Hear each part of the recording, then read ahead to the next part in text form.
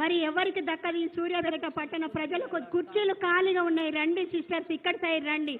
కుర్చీలో కూర్చోండి ప్లీజ్.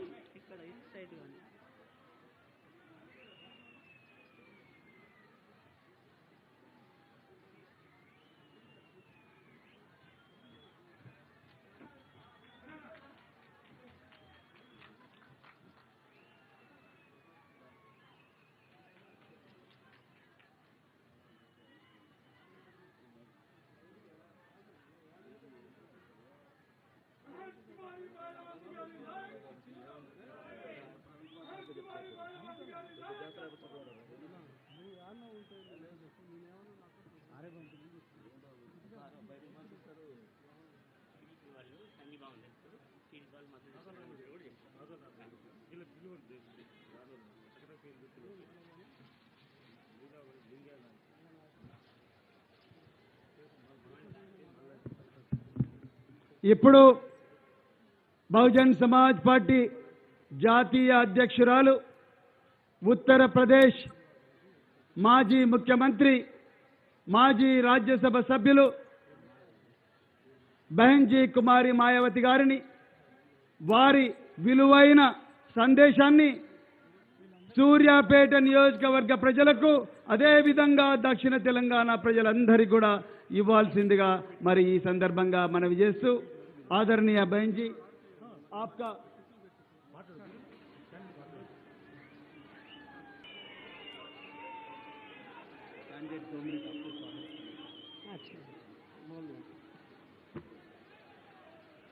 आदरणीय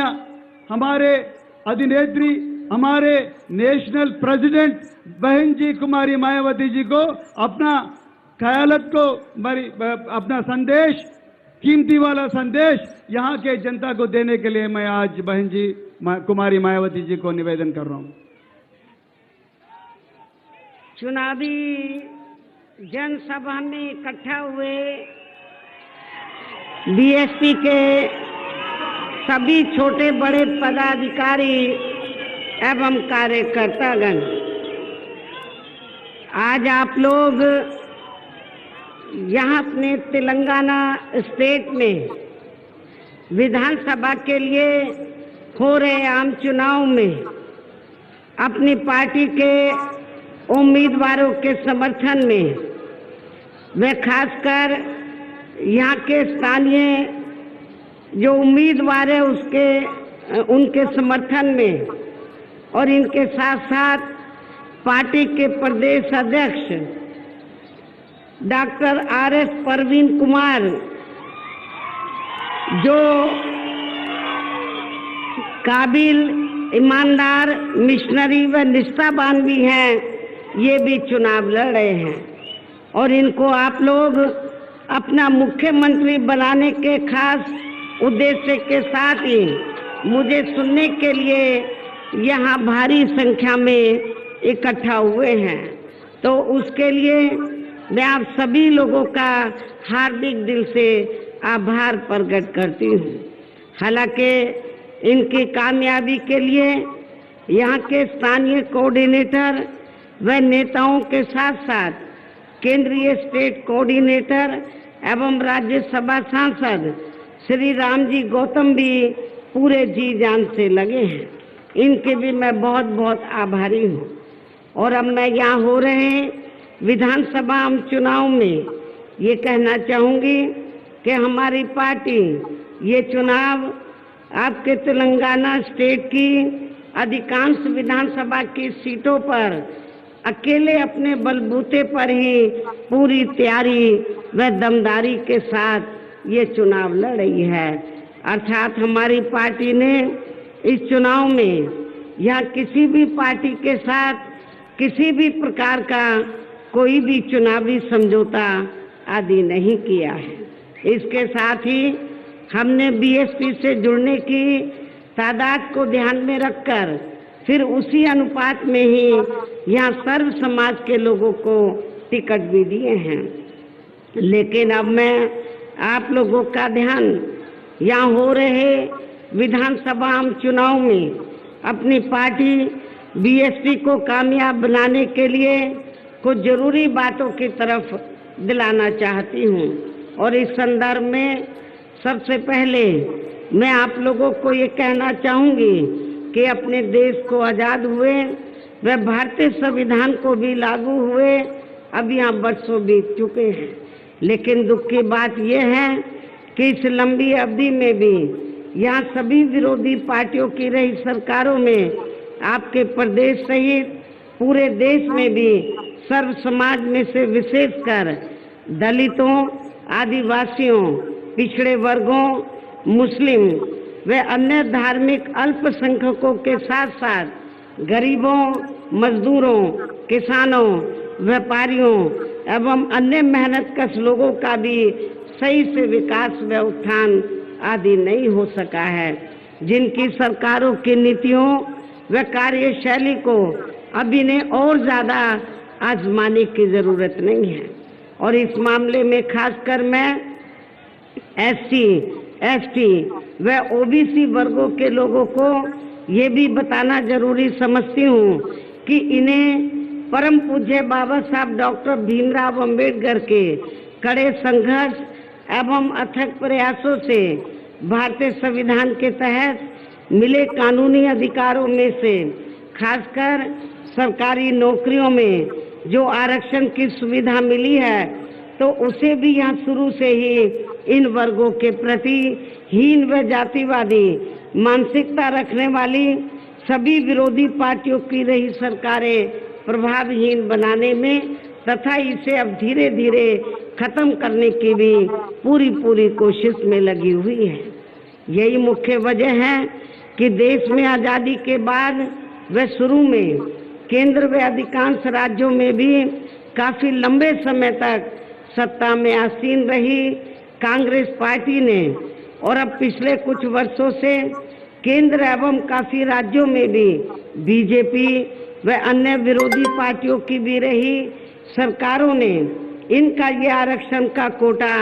अभी तक भी पूरा नहीं किया है। आपकी यहाँ की जो रीजनल पार्टी की सरकार है, तो उसने भी इन वर्गों का आरक्षण का कोटा पूरा नहीं किया है। पदोन्नति में आरक्षण को तो इन्होंने मान्य कोर्ट की आड़ में काफी हद तक खत्म ही कर दिया है और इस मामले में लगभग यही खराब स्थिति हमें यहाँ आपके तेलंगाना स्टेट में भी देखने के लिए मिल रही है। इसके साथ ही अब इन वर्गों के लोगों को प्राइवेट सेक्टर में आरक्षण दिए जाने की व्यवस्था किए बिना ही केंद्र व राज्यों में भी ज्यादातर सरकारी कार्य यहाँ प्राइवेट सेक्टर के जरिए देश के अधिकांश बड़े बड़े पूंजीपतियों व धन्ना सेठों को ही दिए जा रहे हैं, जिसके कारण अब पूरे देश में इन वर्गों के लोगों को आरक्षण का बहुत कम ही भी काफी ज्यादा नुकसान हो रहा है। जबकि OBC वर्गों के लोगों को ये भी मालूम होना चाहिए कि इन्हें मंडल कमीशन की रिपोर्ट के तहत आरक्षण की ये सुविधा केंद्र में कांग्रेस पार्टी की रही सरकार में नहीं मिली है, बल्कि BSP के कड़े संघर्ष एवं अथक प्रयासों से ही केंद्र में रही श्री BP सिंह की सरकार में इन्हें ये सुविधा मिली है, जिसका अब यहाँ जातिवादी विरोधी पार्टियों की सरकारें इन्हें पूरा लाभ नहीं दे पा रही हैं। इसके साथ ही श्री BP सिंह की सरकार के बारे में यहाँ मैं ये भी कहना चाहूँगी कि जब अंग्रेजों के जाने के बाद केंद्र में कांग्रेस पार्टी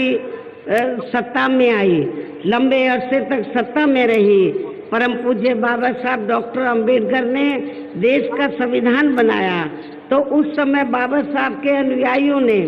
तो केंद्र की सरकार से तो ये रिक्वेस्ट किया था, ये अपील की थी, ये मांग की थी, ये गुजारिश की थी कि बाबा साहब डॉक्टर अंबेडकर को भारत रत्न की उपाधि से सम्मानित किया जाए, लेकिन कांग्रेस पार्टी ने तो बाबा साहब को भारत रत्न की उपाधि से सम्मानित नहीं किया। इसके बाद फिर BSP के अथक प्रयासों से ही श्री BP सिंह की सरकार में इन वर्गों के मसीहा परम पूज्य बाबा साहब डॉक्टर यहाँ भारत रत्न की उपाधि से सम्मानित किया गया, जिसके लिए वो हर प्रकार से पात्र भी थे, जो बहुत पहले ही इनको ये सम्मान मिल जाना चाहिए था, जिसके लिए विशेषकर कांग्रेस पार्टी प्रमुख तौर से जिम्मेवार एवं कसूरवार भी है। इससे इन वर्गों के प्रति इस पार्टी की हीन व जातिवादी मानसिकता साफ झलकती है, जिसने फिर इनके कारवां को आगे बढ़ाने वाले व हर मामले में समर्पित व्यक्तित्व मान्यवर श्री कांशीराम जी के देहांत होने पर केंद्र में रही इसी कांग्रेस पार्टी की सरकार के चलते इनके सम्मान में एक दिन का भी राष्ट्रीय शोक कांग्रेस पार्टी की सरकार ने घोषित नहीं किया था, जबकि उस समय केंद्र में कांग्रेस पार्टी पावर में थी। यहाँ मैं इन वर्गों के मामले में ये भी कहना चाहूंगी, केंद्र द्वारा अभी हाल ही में देश की लोकसभा व राज्य विधानसभाओं में महिलाओं को जो 33% आरक्षण देने की व्यवस्था की गई है, तो उसमें SC, ST व OBC वर्गों की महिलाओं को अलग से कुछ भी आरक्षण नहीं दिया गया है। इतना ही नहीं, बल्कि इन वर्गों के लोगों को जुल्म जाति से निजात दिलाने के लिए जो भी अनेकों नियम व कानून आदि बने हैं, तो उन पर भी केंद्र व अधिकांश राज्यों की भी सरकारें सही से अमल नहीं कर पा रही हैं, जिससे अब यह खासकर SC व ST वर्गों के ऊपर शोषण करने वाले लोगों का मनोबल और भी ज़्यादा बढ़ा है। और इसका सबसे बड़ा एग्जाम्पल ये है कि हमारी पार्टी के कैंडिडेट जो आपके सामने खड़े हैं, मुझे बताया गया कि अभी हाल ही में उनके ऊपर अटैक किया गया, उनके ऊपर हमला किया गया, लेकिन यहाँ की जो कानून व्यवस्था इतनी खराब है कि उन्होंने इनके ऊपर अटैक किया गया और इनको बचाया नहीं गया, इनके ऊपर हमला किया गया। ये तो इनके साथ में कुछ साथी थे तो उन्होंने इनको बचाया, इनके साथ एक दो और लोग थे, उनके ऊपर भी हमला किया गया जो काफ़ी गंभीर हालत में हैं। यहाँ की स्टेट गवर्नमेंट को मैं ये कहना चाहती हूँ कि जब आप कानून व्यवस्था को सुधार नहीं सकते हैं तो आपको सत्ता में बैठने का कोई नैतिक अधिकार नहीं है। और इतना ही नहीं, मैं ये भी कहना चाहती हूँ कि हमारी पार्टी के उम्मीदवार के ऊपर तो जो हमला कराया गया है एक सोची समझी रणनीति के तहत कराया गया है, क्योंकि इनके मुकाबले में जो सत्ताधारी पार्टी का कैंडिडेट है और पार्टियों के कैंडिडेट हैं वो बुरी तरीके से हार रहे हैं। BSP का कैंडिडेट जीत रहा है, इसलिए उन्होंने ये इनके ऊपर हमला कराया गया। और ये सब हमें यहाँ आपके तेलंगाना स्टेट में भी वीकर सेक्शन के ऊपर जो जुल्म जाती हो रही है, ये सब हमें देखने के लिए मिल रहा है। इसी प्रकार हमें पूरे देश में मुस्लिम व अन्य धार्मिक अल्पसंख्यक समाज के लोगों की भी हालत कोई खास अच्छी नजर नहीं आती है। इनके साथ साथ अपर कास्ट समाज में से खासकर गरीब लोगों की भी आर्थिक स्थिति अभी भी पूरे देश में यहाँ काफ़ी ज़्यादा खराब व दयनीय हालत में बनी हुई है। इनके अलावा आपके प्रदेश सहित पूरे देश में सर्व समाज में से विशेषकर यहाँ गरीब, मजदूर, किसान, कर्मचारी, छोटा व्यापारी एवं अन्य मेहनतकश लोग भी अपनी विभिन्न समस्याओं को लेकर अभी भी हमें काफ़ी ज़्यादा दुखी ही नजर आते हैं। और इनमें से किसान वर्ग तो केंद्र की वर्तमान भाजपा सरकार द्वारा बनाई गई उनकी गलत नीतियों के कारण काफ़ी ज़्यादा परेशान व आंदोलित भी रहा है। लेकिन इन सब की मुख्य वजह हमारी पार्टी केंद्र व आपके तेलंगाना स्टेट में भी यहाँ अब तक की रही सभी सरकारों की जातिवादी, पूंजीवादी व संकीर्ण मानसिकता के तहत बनाई गई उनकी गलत नीतियों एवं गलत कार्य प्रणाली को ही काफ़ी हद तक जिम्मेवार मानकर चलती हैं। और इस मामले में खासकर इनकी गलत आर्थिक नीतियों की वजह से ही आए दिन यहाँ पूरे देश में गरीबी, बेरोजगारी व महंगाई आदि भी काफी ज्यादा बढ़ रही है। हालांकि इस मामले में शुरू से ही हमारी पार्टी केंद्र व राज्यों की सरकारों से भी हर स्तर पर ऐसी नीति अपनाने की लगातार ये मांग करती आ रही है कि देश में कुछ गिने चुने पूंजीपतियों व धन्ना सेठों का विकास होने की बजाय बल्कि यहाँ गरीब व आम लोगों का ही विकास होना चाहिए। इसके साथ ही अब अपने देश में भ्रष्टाचार भी हर स्तर पर काफी ज्यादा बढ़ रहा है, जिससे आपका खुद का अपना तेलंगाना स्टेट भी अछूता नहीं रहा है। यहाँ की जो स्टेट गवर्नमेंट है वो करप्ट गवर्नमेंट है, भ्रष्टाचारी सरकार है, तो ये आप लोगों को मालूम है। और इन सब के लिए हमारी पार्टी आजादी के बाद से लेकर अभी तक केंद्र व देश के अधिकांश राज्यों में तथा आपके खुद के अपने तेलंगाना स्टेट में भी ज्यादातर सत्ता यहाँ गलत पार्टियों में से खासकर कांग्रेस, बीजेपी व यहाँ की स्थानीय पार्टियों के हाथों में ही आने को मानकर चलती है। और इन सभी विरोधी पार्टियों को हमारी पार्टी इसलिए भी जिम्मेवार मानकर चलती है क्योंकि आजादी के बाद से लेकर अभी तक लगभग ये सभी विरोधी पार्टियां केंद्र व देश के अधिकांश राज्यों में भी ज्यादातर यहाँ बड़े बड़े पूंजीपतियों व धन्ना सेठों की आर्थिक मदद से ही सत्ता में आती रही हैं। और सत्ता में आ जाने के बाद फिर ये पार्टियां अधिकतर मामलों में अपनी आर्थिक एवं अन्य सभी नीतियां यहाँ जनता की समस्याओं को दूर करने के हिसाब से तैयार नहीं करती हैं, बल्कि देश के उन बड़े बड़े पूंजीपतियों व धन्ना सेठों को ही फायदा पहुंचाने के हिसाब से अपनी अधिकांश नीतियां तैयार करती हैं, जिनके धन व बल से चुनाव लड़कर ज्यादातर ये पार्टियां केंद्र व आपके राज्य सहित देश के अन्य राज्यों में भी अभी तक यहाँ सत्ता में आती रही हैं,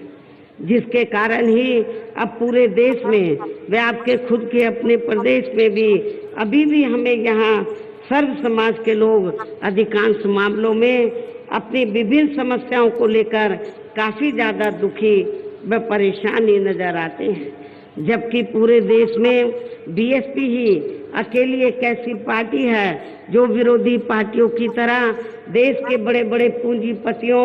व धन्ना सेठों की आर्थिक मदद से नहीं बल्कि अपनी पार्टी के ही आम कार्यकर्ताओं की आर्थिक मदद से चुनाव लड़कर यहाँ केंद्र व राज्यों की सत्ता में आना चाहती है, ताकि हमारी पार्टी सत्ता में आने के बाद फिर बिना किसी दबाव के वे आजाद होकर सर्व समाज के लोगों की सभी समस्याओं का समाधान करके उन्हें हर मामले में हर स्तर पर खुशहाल बना सके। और इसी आधार पर चलकर ही आबादी के हिसाब से देश के सबसे बड़े प्रदेश उत्तर प्रदेश में 4 बार हमारी पार्टी ने अपने नेतृत्व में वहां सरकार बनाई है। और हमने अपनी हुकूमत के दौरान वहाँ वीकर सेक्शन, खासकर जो वीकर सेक्शन के लोग हैं उनके हितों में अनेकों फैसले लिए हैं, उनको रोटी रोजी के साधन दिए हैं। और इसके साथ ही गरीब भूमिहीन लोगों को खेती करने के लिए उन्हें फ्री सरकारी जमीन भी दी है, जिससे वहाँ लाखों गरीब लोगों को फायदा पहुँचा है। गरीब आवासहीनों को सरकारी खर्चे से पक्के मकान भी बना कर दिए हैं। हमने गरीब व बेरोजगार लोगों को बेरोजगारी भत्ता नहीं बल्कि सरकारी व गैर सरकारी क्षेत्रों में हमने उनको बड़े पैमाने पर नौकरी भी रोजगार भी उपलब्ध कराए हैं। इसके अलावा हमारी पार्टी की रही सरकार ने वहाँ विभिन्न क्षेत्रों में लगे लोगों के हितों में भी अनेकों महत्वपूर्ण व ऐतिहासिक कार्य किए हैं। इसके साथ ही हमने उत्तर प्रदेश में सर्व समाज के लोगों के ऊपर किसी भी प्रकार की कोई जुर्म जाति आदि भी नहीं होने दी है। इतना ही नहीं बल्कि हमारी पार्टी की रही सरकार ने वहाँ अपने देश में दलित एवं अन्य पिछड़े वर्गों में समय समय पर जन्मे हमारे महान संतों, गुरुओं व महापुरुषों में भी खासकर महात्मा ज्योतिराव फूले, छत्रपति शाहू जी महाराज, श्री नारायण गुरु, बाबा साहब डॉक्टर भीमराव अंबेडकर एवं मान्यवर श्री कांशीराम जी आदि को भी विभिन्न रूपों में पहली बार वहाँ पूरा आदर सम्मान दिया है, जिन्हें विरोधी पार्टियों के लोग अभी तक भी आसानी से पचा नहीं पा रहे हैं। और यदि आप लोग भी यहाँ अपने तेलंगाना प्रदेश में आम जनहित के व खासकर कमजोर एवं उपेक्षित वर्गों के हितों में ऐसे ही कार्य करना चाहते हैं, तो फिर आप लोगों को भी उत्तर प्रदेश की तरह ही यहाँ अपने तेलंगाना प्रदेश में भी अपनी पार्टी को हर मामले में मजबूत बना के यहाँ अपनी खुद की सर्वजन हिताय व सर्वजन सुखाय की नीतियों पर आधारित सरकार बनानी होगी, जिसके लिए अब आप लोगों को यहाँ अपने तेलंगाना स्टेट में विधानसभा के लिए हो रहे आम चुनाव में अपनी पार्टी का बेहतर रिजल्ट लाना होगा। और इसके लिए आप लोगों को वोट पड़ने तक यहाँ की सत्ताधारी पार्टी व अन्य सभी विरोधी पार्टियों के साम दाम दंड भेद आदि अनेकों हथकंडों से भी जरूर सावधान रहना है। और इस मामले में इसके साथ साथ आप लोगों को मैं ये भी बताना चाहती हूँ कि हमारी पार्टी तो दूसरी पार्टियों के तरह अब चुनाव में कोई भी चुनावी घोषणा पत्र आदि जारी नहीं करती है। और लेकिन आप लोगों को ये भी मालूम है कि जब चुनाव होता है तो सत्ताधारी पार्टी और विरोधी पार्टियां तो बड़े लुभावने वाले तो अपने चुनावी घोषणा पत्र आदि जारी करती हैं, जिन्हें ये पार्टियां सत्ता में आने के बाद अधिकतर अमल में नहीं लाती हैं, जिस पर से अब जनता का काफी हद तक विश्वास ही उठ गया है। इसलिए हमारी पार्टी किसी भी चुनाव में अपना कोई भी चुनावी घोषणा पत्र आदि जारी नहीं करती है। वैसे भी हमारी पार्टी कहने में बहुत कम बल्कि कार्य करके दिखाने में ही ज्यादा विश्वास रखती है। अर्थात हमारी पार्टी जो कहती है उसे करके भी दिखाती है। और अब मेरा यही कहना है कि आप लोगों को अपने खुद के व अपने तेलंगाना स्टेट के भी हित में यह अपनी पार्टी बीएसपी की ही सरकार बनाना बहुत जरूरी है। तभी फिर यहाँ के प्रदेश में परम पूज्य बाबा साहब डॉक्टर भीमराव अंबेडकर एवं मान्यवर श्री कांशीराम जी आदि का भी अधूरा रहा सपना जरूर साकार हो सकता है, जिन्होंने कदम कदम पर अनेकों कष्ट झेलकर अपनी पूरी जिंदगी यहाँ विशेषकर कमजोर एवं उपेक्षित वर्गों के लोगों को अपने पैरों पर खड़ा करने के लिए समर्पित की है। इसके साथ ही तभी फिर यहाँ अपनी पार्टी के स्टेट अध्यक्ष व हर मामले में कुशल व्यक्तित्व श्री आर एस परवीन कुमार को भी तेलंगाना स्टेट का मुख्यमंत्री बनाया जा सकता है, जिन्होंने अपनी आईपीएस की सरकारी नौकरी से इस्तीफा देकर वे वीआरएस लेकर अब ये पूरे जी जान से अपनी पार्टी को मजबूत बनाने में लगे हैं, जिसे भी खास ध्यान में रखकर अब आप लोगों को श्री आर.एस. परवीन कुमार व पार्टी के यहाँ के जो स्थानीय कैंडिडेट हैं इनको भी अपनी पार्टी के हाथी चुनाव चिन्ह के सामने वाले बटन को दबा के इनको जरूर कामयाब बनाना है। और इसके लिए अब आप लोगों को वोट पड़ने वाले दिन अपने सभी कार्य छोड़कर वे अपने अपने पोलिंग बूथों पर समय से पहुंचकर अपना वोट डालने के लिए जरूर जाना है। और इस मामले में हमारी महिलाएं भी पीछे नहीं रहेंगी, लेडीज भी पीछे नहीं रहेंगी। इसके साथ ही अपनी पार्टी का कोई भी वोट पड़ने से ना रह जाए तो उसका भी आप लोगों को विशेष ध्यान रखना है। इस प्रकार से आप लोगों को अपनी पार्टी को कामयाब बनाने का हर संभव पूरा प्रयास करना है। इसके साथ ही यहाँ मैं ये भी कहना चाहूंगी कि इस चुनाव के बाद मैं आपके स्टेट में व साथ लगे आंध्र प्रदेश में भी खासकर नौजवानों को तैयार करने के लिए पार्टी के नेशनल कोऑर्डिनेटर श्री आकाश आनंद को भी बीच में जरूर भेजती रहूंगी, ताकि आपके इन दोनों राज्यों में पार्टी और भी ज्यादा मजबूती के साथ आगे बढ़ती रहे। वैसे यहाँ आपके तेलंगाना स्टेट के party president Shri RS Parveen Kumar भी अपनी पार्टी को मजबूत बनाने में पूरे जी जान से लगे हैं, जिससे अब यहाँ हो रहे विधानसभा आम चुनाव में पहले से बेहतर रिजल्ट आने की भी काफी संभावना है। और मुझे पूरी उम्मीद है कि आपके तेलंगाना में इस बार बहुत ही चौंकाने वाला रिजल्ट आएगा। बहुजन समाज पार्टी के पक्ष में रिजल्ट आएगा, बेहतर रिजल्ट आएगा और आपकी अपनी सरकार बनने की भी पूरी संभावना है। अंत में अब मैं पुनः अपनी पार्टी के इन सभी उम्मीदवारों को जो यहाँ मंच पर मौजूद हैं, अपनी पार्टी के सभी उम्मीदवारों को पार्टी का चुनाव चिन्ह जो हाथी है, हाथी चुनाव चिन्ह के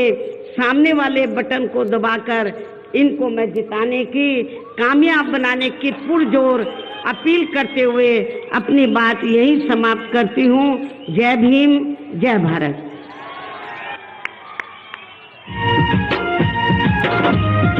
बहन कुमारी मायावती गारी नायकत्वम। मायावती महनीयुల రూపపురా కామర మాయావతి నాయకురాలు